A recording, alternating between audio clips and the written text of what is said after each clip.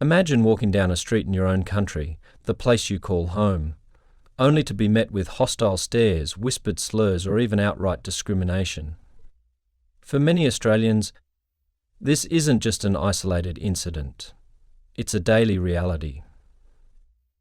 Australia is often praised as a multicultural success story, but underneath that surface lies an uncomfortable truth. Racism still exists, in ways both big and small. How bad is it? What does it look like? And most importantly, how do we change it? Stick around, because today we're talking about racism in Australia. The facts, the stories, and the questions that need answering. Alright, let's get one thing straight. This video isn't about bashing Australia.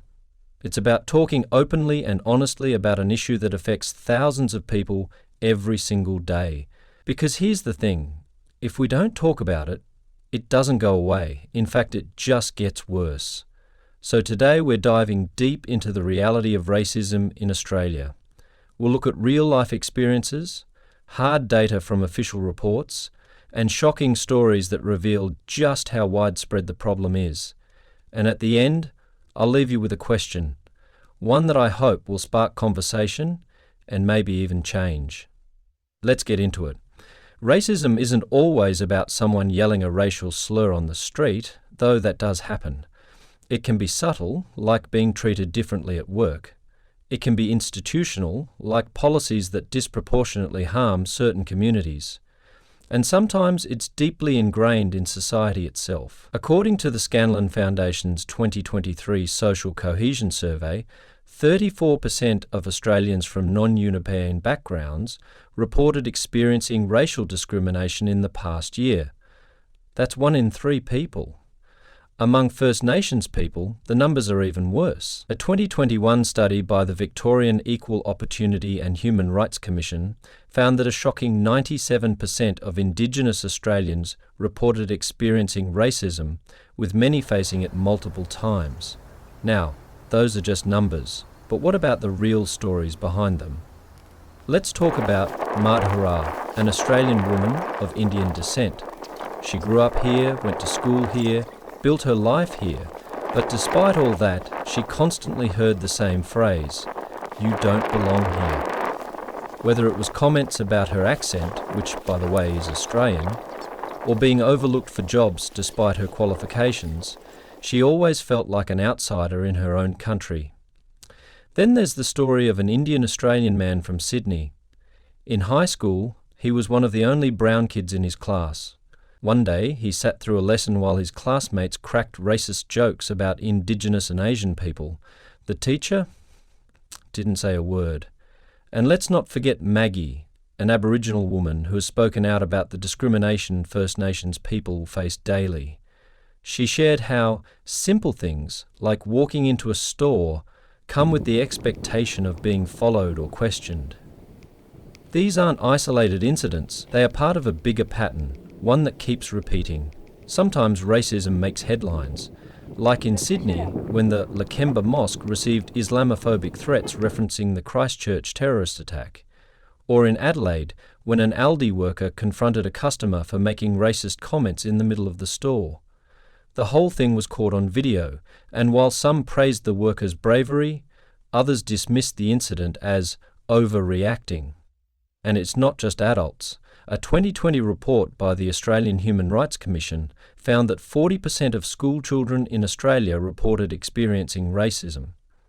Among First Nations and African Australian students, that number jumps to 90%. This isn't just unpleasant, it has real consequences.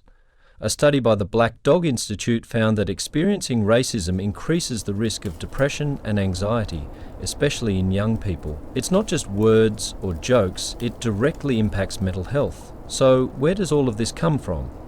Racism isn't just about individuals, it's about systems. Think about this.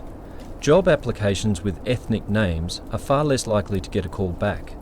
A 2022 study by the Australian National University found that candidates with names like Mohammed or Way were 3 times less likely to be called for an interview than someone named John or Sarah, even when their resumes were identical.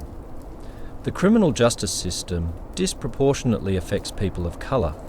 According to the Australian Bureau of Statistics, First Nations Australians make up 3.8% of the total population, but 32% of the prison population. That's not a coincidence. Media representation still reinforces harmful stereotypes. A 2021 study by Media Diversity Australia found that 77% of presenters, commentators and reporters on Australian television are of Anglo-Celtic descent, despite the country's diverse population. Meanwhile, negative coverage of people of colour, especially African and Middle Eastern communities, is far more common. These biases don't come from nowhere. They come from decades, even centuries of systemic discrimination. Now, some people will say, okay, but racism isn't that bad in Australia, it's just jokes, mate. Casual racism is a huge issue here. We've all heard comments like, where are you really from? You speak such good English. Can I touch your hair? They might seem harmless, but they send a clear message. You don't belong here. Casual racism fuels bigger problems. It normalises discrimination. It makes it easier for more serious racism to go unchecked. And if you've never been on the receiving end of it, you might not notice it happening. But for those who experience it daily, it's exhausting. So what do we do about it? This is where the conversation gets uncomfortable. Because the reality is, racism isn't just about bad people doing bad things. It's about good people who stay silent. It's about systems that allow discrimination to continue. It's about unconscious biases that affect all of us, even if we don't realise it. The truth is, Australia is a multicultural country. Nearly 30% of Australians were born overseas, according to the 2021 census. But diversity doesn't automatically equal acceptance. The real question is, are we willing to confront this problem, or do we keep pretending it doesn't exist? So here's where I leave it to you.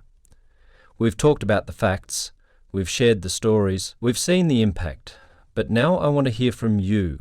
Have you experienced or witnessed racism in Australia? What do you think needs to change? Let's have an open, honest discussion in the comments. No hate, no excuses, just real conversation. Because if we want things to change, it starts with talking about it. Thanks for watching. If you found this video insightful, check out the next one on your screen now.